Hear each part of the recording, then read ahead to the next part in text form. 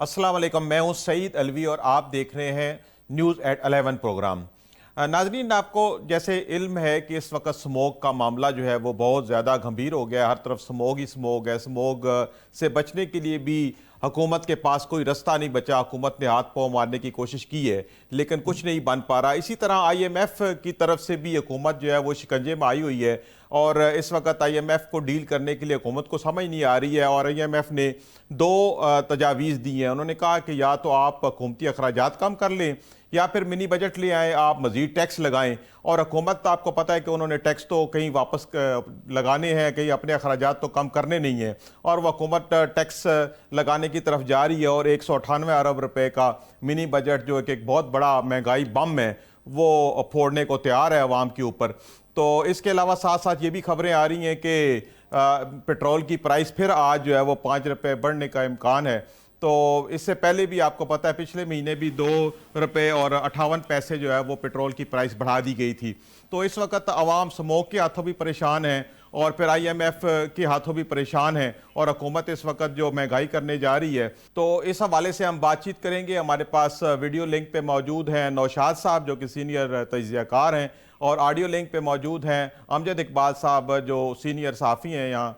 तो इस हवाले से हम बातचीत शुरू करते हैं। नौशाद साहब, आप देख रहे हैं जैसे हुकूमत इस वक्त जैसे स्मोक के ऊपर जो काबू नहीं पा सकी, इसी तरह जो IMF के जो उनकी तरफ से आ रहे हैं तजावीज़, उसके ऊपर भी वो पूरे नहीं उतर पा रहे और इनको टैक्स मज़ीद लगाने पड़ रहे हैं। और हम महंगाई में ऑलरेडी आप देखें कि पाकिस्तान के अंदर महंगाई का ऑलरेडी तूफ़ान है। हर तरफ से आप देखें महंगाई की खबरें आ रही हैं। गरीब आदमी का है वो जीना दूभर हो गया है। तो आप क्या समझते हैं कि अगर IMF की तरफ हम कदम बढ़ाते हैं और इस तरह हम मज़ीद जो मिनी बजट लेके आते हैं 198 अरब रुपए का, तो आवाम के ऑलरेडी हालात ख़राब हैं, तो क्या होगा यहाँ पे? बिस्मिल्लाहिर्रहमानिर्रहीम। देखिए जी, जहां तक बात है IMF की, तो IMF के मामले में तो ये हमारी अपनी उनसे कमिटमेंट है जिसका शॉर्टफॉल सामने आया है और इस शॉर्टफॉल को हुकूमत को खुद से कवर करना है। अगर वो टैक्स लगाकर या मिनी बजट लगाकर कवर करेगी तो जो थोड़ा बहुत सियासी कैपिटल उसके पास बचा है वो उससे भी गवा बैठेगी, क्योंकि आपको अंदाजा है इस बात का कि इस वक्त आवाम जो है वो महंगाई के बोझ तले दबे हुए हैं, बिलबिला रहे हैं, उनके मसाइल बहुत ज्यादा हैं। वो इस पोजीशन में नहीं है कि वो मजीद महंगाई को बर्दाश्त करें। अल्लाह अल्लाह करके अभी तो फिलहाल आदादो शुमार की हद तक महंगाई जो है वो कम हुई थी। ग्राउंड पे जरा उस तरह की महंगाई कम होती नजर नहीं आ रही हमें। अभी वो उसको प्रैक्टिकली करने में कामयाब नहीं हुए, यानी वो जो आदादो शुमार है उनको अमली तौर पर ट्रांसलेट नहीं कर पाए। ऐसे में अगर वो मजीद कोई महंगाई करें या मिनी बजट लाएं या टैक्सेस जो है वो इम्पोज करने की कोशिश करें, तो हो सकता है कि हुकूमत को काफी मुश्किलात का सामना करना पड़े। अवामी रद्द-ए-अमल भी सामने आ सकता है और आपको पता है कि पाकिस्तान तहरीक-ए-इंसाफ इस वक्त भरपूर कोशिश कर रही है कि वो किसी तरीके से अवाम को मोबिलाइज कर ले, खासतौर पर पंजाब की अवाम को, क्योंकि अगर पंजाब की अवाम मोबिलाइज होते हैं तो KPK के अवाम जो है वो उनके साथ है। और दो सूबों के अवाम अगर मिल जाएंगे और हुकूमत के खिलाफ अपना गुस्सा निकालने की कोशिश करेंगे तो हुकूमत के लिए काफी मुश्किलात बढ़ सकती हैं। लेकिन महंगाई तो असल बढ़ मामला गई तो है है। ना। महंगाई जी तो जी। आप देखें, ये जो इशारे दिए जा रहे हैं ना महंगाई कम होने के, ये तो एक बात है। लेकिन अगर आप अवाम में जाएं, आप देखें खुद खरीदारी करते हैं तो महंगाई तो जी जो जी। बड़ी थी PDM के ज़माने में वो अभी तक बड़ी हुई है। डॉलर की कीमत भी कम हो गई, पेट्रोल की कीमत भी कम हो गई, लेकिन इसके बावजूद प्रैक्टिकली महंगाई जो है वो मजीद बढ़ती जा रही है। इसके ऊपर अली दो साहब बातें। होता है। एक तो खैर हुकूमत बहुत कर्ज ले रही है, फिर IMF की वजह से मजबूर होकर टैक्स बढ़ा रही है, लेकिन प्राइसेस के ऊपर भी हुकूमत का कंट्रोल नहीं है। जो चीज़ एक दफ़ा बढ़ जाती है, जिसके नतीजे में बढ़ती है, वो अमल है वो रिवर्स हो जाता है, लेकिन इसके बावजूद महंगाई वापस नहीं आती। तो इस हवाले से तो हुकूमत कोई ऐसे अहकामात नहीं जारी करती है। जी, यकीनन आप दुरुस्त कह रहे हैं कि देखिए, गवर्नेंस का जो मामला है उसमें हुकूमत हमें खासी कमजोर नजर आई है। खासतौर पर महंगाई के मामले में तो बिल्कुल ही कोई किसी किस्म का कोई रिलीफ हमें नजर नहीं आया। या दो चार ट्रांसपोर्टर्स को पकड़ लेने से या दो चार बसें बंद कर देने से, दो चार छापे मार के मीडिया में खबर लगवा लेने से आप महंगाई कम नहीं कर सकते। महंगाई एक अमल है जो उस सूरत में कम होता है कि जब आपकी गवर्नेंस, आपका जो उसके ऊपर चेक एंड बैलेंस है वो बहुत स्ट्रांग हो, और इन प्रोपोर्शनेट, यानी कि जिस प्रोपोर्शन से पेट्रोल की कीमतें कम हुई थी, उसी प्रोपोर्शन से जो है वो प्राइसेस कम हो। लेकिन चूंकि हुकूमत जो है वो उसके पास ऐसा प्राइस कंट्रोल मैकेनिज्म ही नहीं है। हमारी वजीर आला खुद कहती हैं कि अभी हम जी वो कानून ला रहे हैं और बना रहे हैं। तो अगर कोई कानून उस तरह का मौजूद ही नहीं है जिसमें जिसको मुर्दे इल्जाम ठहराया जा सके, तो उससे जोर जबरदस्ती करके आप महंगाई कम कर भी नहीं सकते। लेकिन असल मामला जो है ना अलवी साहब, वो ये नहीं है। असल मामला ये जुड़ा हुआ है कि देखिए, आप अपने अखराजात की तरफ तवज्जो नहीं दे रहे। आपको बार बार ये बात कही जा रही है कि स्मार्ट गवर्नमेंट के कॉन्सेप्ट पे जाना है। आपने बहुत सारी 17 वजारतों की बातें करते थे कि उन्हें जो है वो जम करना है, वो 18वीं तरमीम के तहत जो सूबों को दे दी गई थी वजारतें, उनको देना है। हमारी हालत तो ये है, आपने PIA की निजकारी का अमल देख लिया है कि आपको कोई शख्स जो है वो 85 अरब रुपए की इतनी बड़ी एयरलाइन खरीदने को तैयार नहीं है। और ये इस वजह से है कि आपके यहाँ कंड्यूसिव एनवायरनमेंट नहीं है। फिर आप लोगों ने निजकारी की वो शराइत रखी है कि जो एक रेडी वाले को भी अगर आप कहें तो वो भी तैयार नहीं होगा उसको लेने का, क्योंकि इतने अरबों रुपए के नुकसानात के साथ PIA को चलाना मुमकिन नहीं। अगर इतना ही आसान होता तो हुकूमत खुद ना चला लेती। हुकूमत अब तक 500-700 अरब रुपया जो है मुख्तलिफ अदवार में PIA को दे चुकी है। मैं आपको ये फिगर बताने लगा हूं, 55 खरब रुपया, 20 अरब डॉलर बनते हैं, 2 अरब डॉलर सालाना बनते हैं, जिसके लिए हम IMF के तरले करते हैं। ये अब तक हम इन सरकारी तहवील में चलने वाले इदारों को बेल आउट पैकेजेस या इनकी रनिंग कैपिटल के तौर पे इनको दे चुके हैं। तो अगर अगर 55 खरब रुपया मेरा और आपकी जेब से निकाल कर इन इन इन लोगों को दिया जाएगा जो वहां पर सिफारशी भर्ती हुए हैं, या उनके चलाने के निजाम, या एक जिद है या एक ख्वाहिश है कि जी वो हुकूमत ही चलाएगी। हुकूमत का काम नहीं है इदारे चलाना, हुकूमत का काम है रेगुलेट करना। हुकूमत को रेगुलेशन तक चले जाना चाहिए। खास तौर पर जो हमारे जैसे तरक्की पजीर ममालिक होते हैं, वहां पर कोशिश की जानी चाहिए कि कम से कम बोझ खजाने पर पड़े। ये 55 जी ठीक है खरब निशात रुपए साहब, का आपका अगर बोझ पॉइंट ना आ गया। होता। अमजद इकबाल साहब, आप ये बताएं कि जो IMF का वफ्द यहाँ पे आया हुआ है, ये भी पाकिस्तानी खर्चे पे यहाँ ठहरा हुआ है, और आए दिन हम IMF के शिकंजे में दिन ब दिन जकड़े जा रहे हैं। तरह तरह की उनकी फरमाइशें आती है, हमारी हुकूमत अपने खर्चे पूरे नहीं करती और फिर नए टैक्स लगाने की तरफ जाती है। तो इस हवाले में आप बताएं कि ये अवाम का क्या हाल होगा।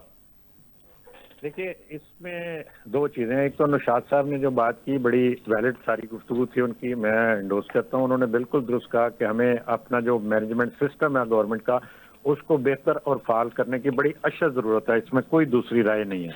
लेकिन जब तक हम देखिए बात करते हैं IMF की कि जी IMF आ गया, हमारे खर्चे पे यहाँ पे ठहर गया और उसने कहा कि जी हमें टैक्स लगा दो, हमने टैक्स लगा दिए। ये एक वो बयानिया है जो आप ये कह सकते हैं कि हम अपनी कमजोरियां IMF के सर के ऊपर थोपते हैं, हम उनके ऊपर डालते हैं।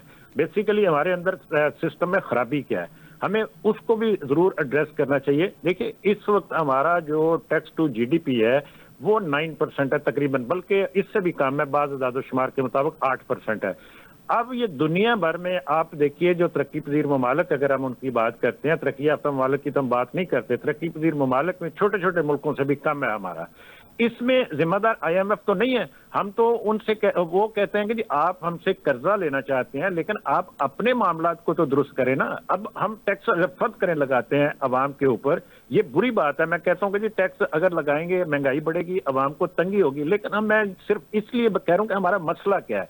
मसला हमारा ये है कि देखिए, जब हम टैक्स अपना कलेक्शन यहाँ से नहीं करते, हम बाहर से कर्ज लेते हैं। वो कर्ज लेके हम उनका कर्ज उतारते हैं या अपनी जो सब्सिडीज हम लोगों को देते हैं वो पूरी करते हैं। वो कहते हैं हम इस काम के लिए आपको पैसे नहीं दे सकते, आपके पास वसाइल मौजूद है। आपकी जो इस वक्त 3.5 अरब डॉलर, 350 अरब डॉलर की इकानमी है हमारी, अगर आप उसको आप देखिए कि इस वक्त जो वो इकानमी, मैं उसकी बात कर रहा हूँ जो आपकी वाइट इकानमी है इस वक्त 350 अरब डॉलर की। लेकिन इसके अलावा आप इतनी ही इकानमी और है जो हमारी ब्लैक इकानमी है। अगर आप उसका आप कोई सिर्फ 12-13% पे ले जाएं तो आपको कोई कर्ज लेने की जरूरत नहीं होगी पूरी दुनिया से, ना IMF से, ना किसी और तरफ से। बिल्कुल आप सही कह रहे हैं। ये जो नॉन डॉक्यूमेंटेड इकोनॉमी का हमारा मामला है, ये बड़ा संगीन मामला है। और पाकिस्तान में इस वक्त जो मेजर इकोनॉमी है वो नॉन डॉक्यूमेंटेड है। इसमें बहुत ज्यादा, जैसे आप देख ले, जो किसानों के जरिए आमदन है, आड़तियों की आमदन है, दूध की आमदन है, बहुत ज्यादा रिटेल कि जो लोग हैं, रिटेल शॉप्स है, रिटेल की जितनी भी इकॉनमी है सारी नॉन डॉक्यूमेंटेड है, और हुकूमत उस तरफ तवज्जो नहीं देती कि इसको डॉक्यूमेंट किया जाए। और फिर उसके अलावा जो बड़ी बड़ी कारपोरेशनें हैं वो भी टैक्स नहीं दे रही हैं, और ये इनडायरेक्ट टैक्स की तरफ गवर्नमेंट जाती है। ये जरा इस तरफ रोशनी डाले कि हुकूमत को इनडायरेक्ट वाला टैक्स वाला मामला आसान नजर आता है, और जिस तरफ वो टैक्स वसूल करना जरूरी है, जहां पे टैक्स पड़ा है गवर्नमेंट का, उस तरफ नहीं जाते हैं। देखिए, यही मसला मैं आपसे यही बात करने लगा था कि देखिए, जब आप इनडायरेक्ट टैक्सेस लगाते हैं तो उसमें होता यह है कि वो टैक्स जो इनडायरेक्ट टैक्स है वो एक गरीब आदमी, एक रेहड़ीबान ने भी, एक चिंची रक्षा चलाने वाले ने भी, और एक मजदूर ने भी पे करना है। लेकिन जब आप डायरेक्ट टैक्सेस लगाते हैं ना, तो फिर वो बात आ जाती है, अभी जो निशात साहब ने बात की थी कि हमारे पॉलिटिकल कैपिटल का मसला बन जाता है कि जब हम लगाते हैं, ताजरों के ऊपर टैक्स लगाते हैं, ताजर कहेंगे जी हम हड़ताल करते हैं। हम इंडस्ट्रियलिस्ट के ऊपर टैक्स लगाते हैं, वो कहेंगे जी हम हुकूमत का साथ छोड़ देंगे। हम जागीरदारों के ऊपर, जमींदारों के ऊपर ज़रूरी इनकम टैक्स की बात करते हैं, तो वो एक अलग से ग्रुप बन जाता है और हुकूमत को खतरे में डाल देता है। और फिर इस आप ये देखिए, इस पोजीशन का फायदा कौन उठाता है? इस पोजीशन का फायदा उठाती है अपोजिशन, और वो ये सोचे बगैर ये फायदा उठाती है। कल को ये हमारे सामने आएगा कि ये मुल्क के लिए, हम अपने मुल्क के लिए ये अगर टैक्सेस नहीं लगाएंगे, जो उन लोगों के ऊपर टैक्स लगाने चाहिए जो दे सकते हैं, जो कि बेसिकली अगर मैं लफ्ज इस्तेमाल करूं कि वो है जो टैक्स चोरी कर रहे हैं, उनको पकड़ना चाहिए, उनको गवर्नमेंट को, हुकूमत को। और यही IMF का मुतालबा भी है कि भाई उनको कौन पकड़ेगा? वो तो खुद असेंबलियों में बैठे हुए हैं, शुगर मिलों वाले असेंबलियों में बैठे हुए हैं, टेक्सटाइल मिलों वाले असेंबलियों में बैठे हुए हैं, बड़े बड़े ताजर असेंबलियों में बैठे हुए हैं। आपकी बिल्कुल दुरुस्त बात है, लेकिन असेंबली में कितने हैं? टोटल पूरे पाकिस्तान में 1000 बंदा है जो आपके असेंबलियों में बैठा हुआ है। बाकी सारा कहाँ पे? ये आपका लक्ष्मी चौक जो है ये असेंबलियों में बैठा हुआ, शालमी असेंबलियों में बैठा, लिबर्टी असेंबलियों में बैठी हुई है। क्या बाकी जितने भी ये बड़े बड़े लोग जो इंडस्ट्रियलिस्ट हैं वो असेंबलियों में तो नहीं बैठे हुए? ये जमींदार बेशुमार ऐसे हैं जो कि जिनका दूर दूर तक भी सियासत से कोई वास्ता नहीं है। ये तो हम एक बात करते हैं कि जी असेंबलियों में बैठे हुए हैं वो सारे लोग तो पूरे पाकिस्तान में जो जितने पार्लियामेंटेरियन वो 1000 है उनकी तादाद, ठीक है। मामला ये है कि बाकी जो लोग नहीं भी असेंबलियों में बैठे हुए वो भी नहीं टैक्स पे कर रहे ना। और जो कोई बंदा, अभी तो ये बात जो IMF के ऊपर हम बात कर रहे हैं कि जी IMF का मुतालबा है कि हमने तो सुने, हमें $3 अरब, ये $7 अरब का उसने किया, अभी $2 अरब, $1 अरब, $1.1 बिलियन हमें दिया, $1 अरब और देंगे अगले 2-3 माह में। ये $2 अरब तो दिया, लेकिन मामला ये है कि हमारे यहाँ पे टैक्स कितना चोरी होता है। अगर हम ये इकट्ठा करके अपने मामला को दुरुस्त करें, अवाम को रिलीफ दे सकते हैं। वो जब आप डायरेक्ट टैक्सेस लोग देंगे, और उसके लिए जरूरी ये है कि वो पॉलिटिकल, जिसकी हम बात करते हैं कि हमारा कोई असासा खराब हो जाएगा, वो सोचना छोड़ दें। लेकिन उसके लिए भी एक और चीज जरूरी है कि जब तमाम सियासी जमातें, जो लोग अपोजिशन में भी बैठे हैं, वो ये कहें कि जी कि ये टैक्स लगना चाहिए, कल को उनकी हुकूमत आ सकती है, उनको भी जरूरत होगी इस टैक्स की। फिर ये दूसरी जो अपोजिशन में इस वक्त की हुकूमत होगी, उस वक्त अपोजिशन में होगी, वो नहीं उनको लगाने देगी। जी, ये फिर आप ठीक कह रहे हैं कि जिनको टैक्स देना चाहिए वो डायरेक्ट टैक्स की तरफ अगर हम चले जाएं तो हमारी इकॉनमी काफी हद तक बेहतर हो सकती है। नौशाद साहब, आप ये बताएं कि ये पंजाब असेंबली में एक बिल पेश हो गया है कि जरी आमदनी के ऊपर भी टैक्स लगाया जाए, लेकिन किसानों से बात हुई है, किसान कहते हैं जी हम तो इस काबिल ही नहीं है, हमारी तो आमदनी नहीं है, हम खुद खसारे में जा रहे हैं, तो हम कैसे ये टैक्स दें? और अगर ये टैक्स इंपोज भी होता है तो इसका क्या हिसाब होगा, किस तरीके से वसूल किया जाएगा? कोई बताएं इस तरफ। देखिए, जिस मुल्क के हुक्मरान टैक्स नहीं देते वहां के अवाम कैसे टैक्स दे देंगे? जो असेंबलियों में बैठे वाले जिन जिम्मेदारों की बात हो रही है, वो बैठे असेंबलियों में सिर्फ और सिर्फ इसलिए हैं कि उन्होंने अपने मफादात जो है ना उनका ध्यान रखना है। ये जो बाज जिम्मेदारों की बात अभी अमजद साहब ने कही है कि जो सियासत में इन्वॉल्व नहीं है, दरअसल वो इन्वेस्टर होते हैं जो पीछे से सरमायाकारी करते हैं उन सियासतदानों पे जो असेंबलियों में बैठते हैं, और ये उनके नुमाइंदे होते हैं। ये हमारे नुमाइंदे तो होते नहीं है कि हमारे नुमाइंदे हों तो हमारे लिए काम करें। मुझे आज तक ये बात समझ में नहीं आ सकी, मेरी समझ से बालातर है कि अगर 1000 बंदे के खिलाफ कानून बनाया जाए, या 10,000 के खिलाफ, या 1 लाख के खिलाफ कानून बनाया जाए, तो 25 करोड़ अवाम जो है वो कैसे मुखालिफ हो जाएंगे? आप ये बात क्यों नहीं समझते कि 1 लाख, 2 लाख, 4 लाख, 10 लाख लोगों का, या 2% एलीट का मुफाद जो है उसको छोड़ दिया जाए, तो बाकी सारे लोग जो है वो आपके पीछे आएंगे। सियासी कैपिटल में इजाफा होगा, उसमें कमी नहीं होगी। लेकिन मुसीबत ये है कि हमारे यहाँ चूंकि जो एलीट का हिस्सा है, जो अशराफिया है हमारी, ये चूंकि अशराफिया की वो कहते हैं पेटी भाई जिस तरह होते हैं ना, इस तरह ये एक दूसरे के मफादात का तहफ्फुज करते हैं। जो एग्रीकल्चरिस्ट बैठा हुआ है चाहे वो सूबाई असम्बली में हो, चाहे कौमी असम्बली में हो, चाहे सेनेट में हो, वो वहां पे पहुंचाया गया। उसका मकसद ही ये है कि उसने अपने जो दीगर जो एक ग्रुप होता है उसका, जिसको भी वो बिलोंग करता है, जिस पार्टी का भी हो या जिस इलाके का भी हो, उसने वहां के लोगों का तहफ्फुज करना है। और यही वो माफियाज है एक्चुअली। ये लोग हमारे यहाँ, ये अभी आपको बताया कि जी लॉयर्स पे लगाएंगे तो वो शोर करेंगे, रिटेल पे लगाएंगे तो वो शोर करेंगे, एग्रीकल्चर पे लगाएंगे तो वो शोर। तो बेसिकली ये जो इनके नुमाइंदे जो हैं या इनके लोग जो है वो माफिया की सूरत में हमारे सरों पर मुसल्लत हैं। अवाम जो है वो बेसिकली रियाया है, और ये सारे लोग जो है या बादशाहत के अंदर हिस्सेदार है, या उनके जो है ना, वो एक जमाने में नौ रतन होते थे अकबर के, ये उनके रतन होते हैं, और उन रतनों ने आगे अपने लोग पाल लिए होते हैं। जी तो अमजद इकबाल साहब, जैसे आपने एक नौशाद बड़ा साहब की बात सुनी कि ये जो 1000 लोग हैं पार्लियामेंटेरियन, यही वो लोग हैं जो इन टैक्स नादहिंदगान की पुष्पनाई करते हैं, और ये आपस में एक दूसरे के मफादात का वो तहफ़्फ़ुज़ करते हैं। तो आप क्या समझते हैं कि ये खुद अगर इनके ऊपर टैक्स लगाया जाए एलीट क्लास के ऊपर, तो कम से कम जो आवाम के ऊपर नाजायज़ टैक्स लगाए जाते हैं उससे आवाम बच जाएगी?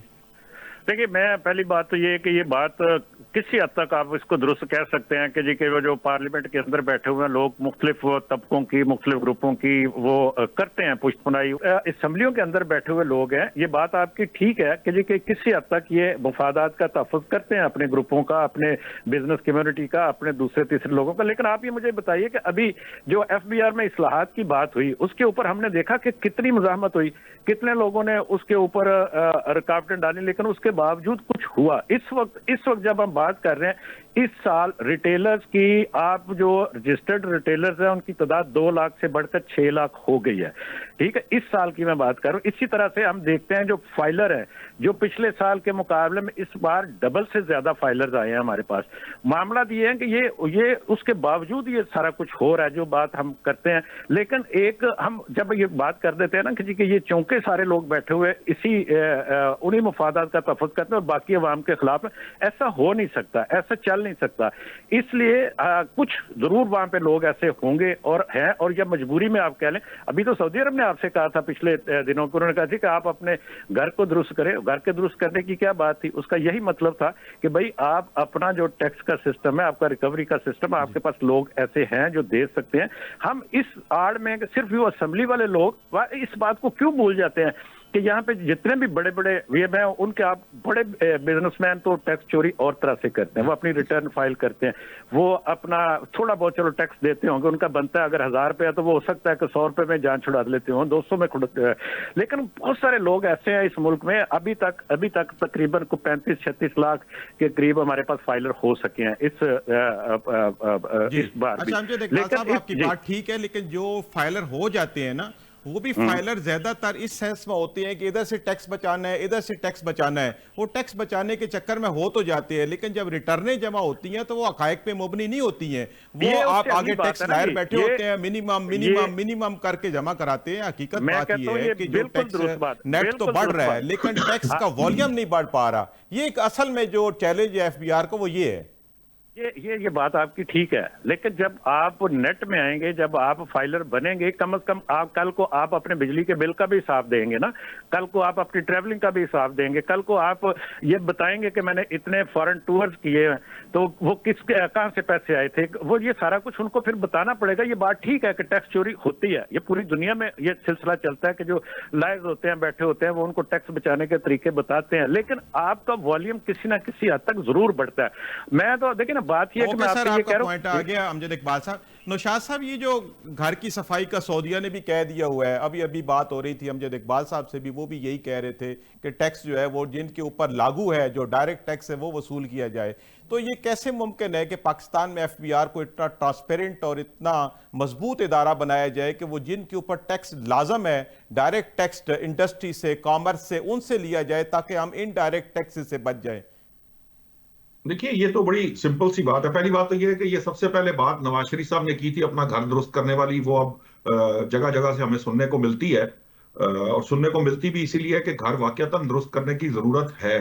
असल मामला है कि सबसे पहले तो FBR की अपनी जो ओवरऑलिंग है या रिस्ट्रक्चरिंग है उसकी जरूरत है।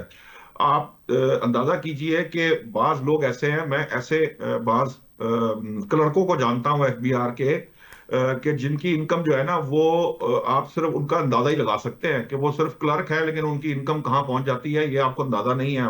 हम जैसे सफेद पोस्ट जो है उसके उसके अशर अशीर भी नहीं कमा सकते।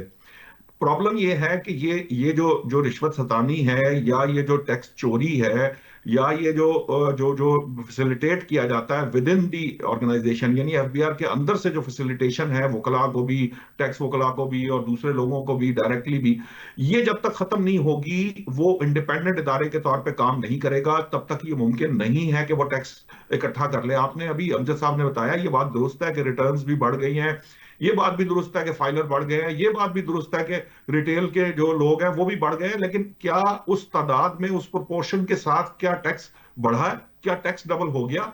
नहीं, ऐसा नहीं हुआ। उसकी वजह यह है कि देखिए जब आप बहुत सख्ती करते हैं तो लोग इस हद तक तो फाइलर बन जाते हैं कि जनाब मैंने टैक्स फाइल कर दिया है, लेकिन उसने क्या गलत फाइल किया या सही फाइल किया इसका कोई मैकेनिज्म हमारे पास मौजूद नहीं है। ना एफबीआर ये कर सकता है, वो किसी को विक्टिमाइज कर सकता है। अगर वहां के किसी अफसर की किसी के साथ कोई दुश्मनी हो जाए तो वो विक्टिमाइज तो कर लेगा, वो उनको पकड़ लेगा, किसी एक बंदे को 2, 10, 20, 50, 100 बंदों को पकड़ा जा सकता है। लेकिन ये जो टैक्स देने का कल्चर है, ये अमजद इकबाल साहब की बात दुरुस्त है कि 13% अगर अभी आपकी टैक्स रेशो नहीं है तो आप कभी भी अपने जो अखराजात है उनको मैनेज नहीं कर सकते। इस वक्त भी बावजूद इसके कि वो अखराजात जो है उसके अंदर बेशुमार शामिल हैं, बहुत सारी चीजें हैं जो वो ठीक होने वाली हैं, दुरुस्त होने वाली हैं। हमें याद है ऑस्टेरिटी मेजर्स की बातें हर गवर्नमेंट करती आई है। पिछली गवर्नमेंट में भी एक कमेटी बनी हुई थी, इशरत हुसैन साहब शायद उसकी सरबराही कर रहे थे। अभी भी बड़ी कोशिश पॉइंट आ गया है यहाँ पे। अब वक्त हुआ चाहता है एक ब्रेक का। अमजद इकबाल साहब और नौशाद साहब हमारे साथ रहिएगा, हम आते हैं एक छोटे से वक्फे के बाद।